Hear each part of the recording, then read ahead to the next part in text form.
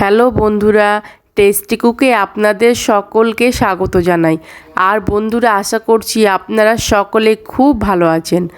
আর বন্ধুরা, আজ আমি আপনাদের করে দেখাবো ডিম আর আলু দিয়ে একটি ভিন্ন স্বাদের নাস্তার রেসিপি। তো বন্ধুরা, আপনি যদি আমার চ্যানেলে প্রথম হন তাহলে চ্যানেলটি সাবস্ক্রাইব করবেন আর পাশে থাকা বেল আইকনটি ক্লিক করে দেবেন। এতে করে ভিডিও ছাড়া মাত্রই আপনার কাছে নোটিফিকেশান পৌঁছে যাবে।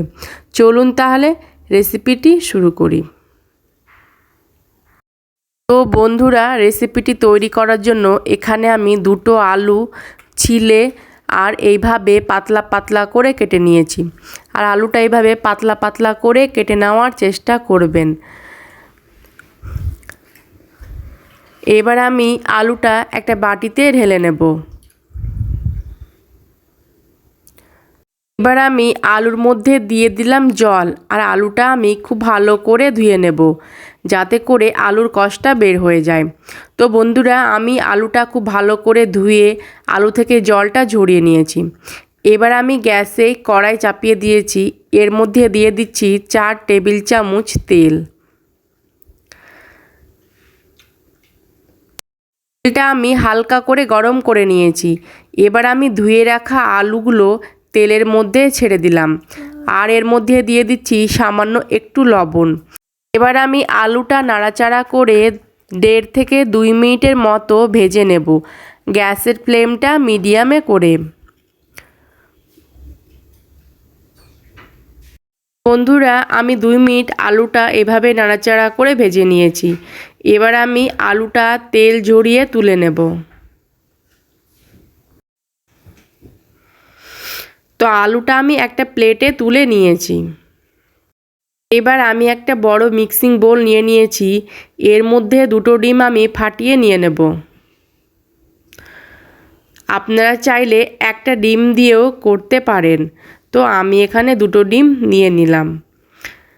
এবার আমি ডিমের মধ্যে দিয়ে দেব 2টো কাঁচা লঙ্কা কুচি, আর দিয়ে দেব একটা পেঁয়াজ কুচি।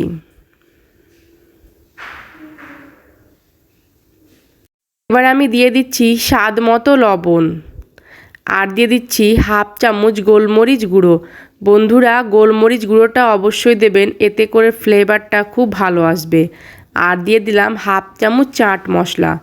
এবার আমি দিয়ে দিলাম 1 টেবিল চামচের মতো ধনেপাতা কুচি, আর দিয়ে দেব যে আলুটা আমি ভেজে রেখেছিলাম সেই আলুটা ডিমের মধ্যে দিয়ে দিলাম।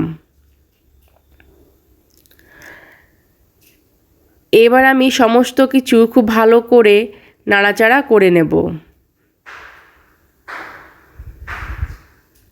তো বন্ধুরা, আমি সব কিছু খুব ভালো করে মিশিয়ে নিয়েছি।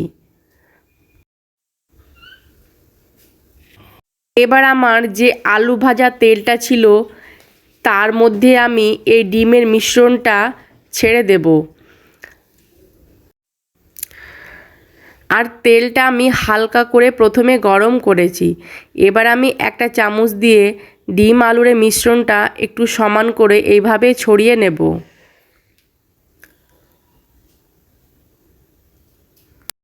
তো বন্ধুরা, এবার আমি গ্যাসের ফ্লেমটা মিডিয়ামে করে দিয়েছি, আর ঢাকনা দিয়ে ঢেকে দিলাম 2 মিনিটের জন্য।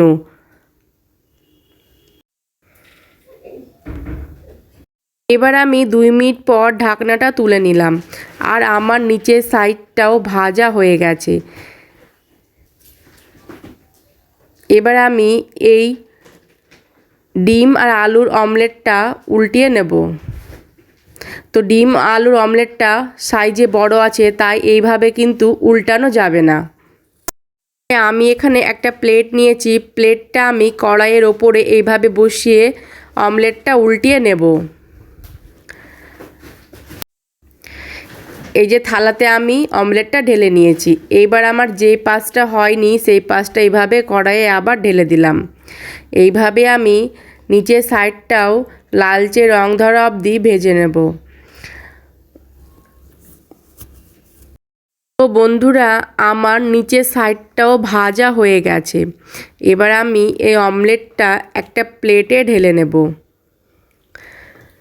আর বন্ধুরা, এই রেসিপিটা আপনারা ছোট বাচ্চাদের টিফিনেও দিতে পারেন, বা অফিসেও নিয়ে যেতে পারেন। ডিমের অমলেট তো আমরা অনেকেই খাই, এইভাবে একবার ডিমের অমলেট আলু দিয়ে তৈরি করে দেখবেন, খেতে কিন্তু খুবই সুস্বাদু হয়। আর এই রেসিপিটি যদি আপনাদের ভালো লাগে তাহলে অবশ্যই একটা লাইক করবেন আর কমেন্ট করে আমাকে জানাবেন। সবাই ভালো থাকবেন, সুস্থ থাকবেন, ধন্যবাদ।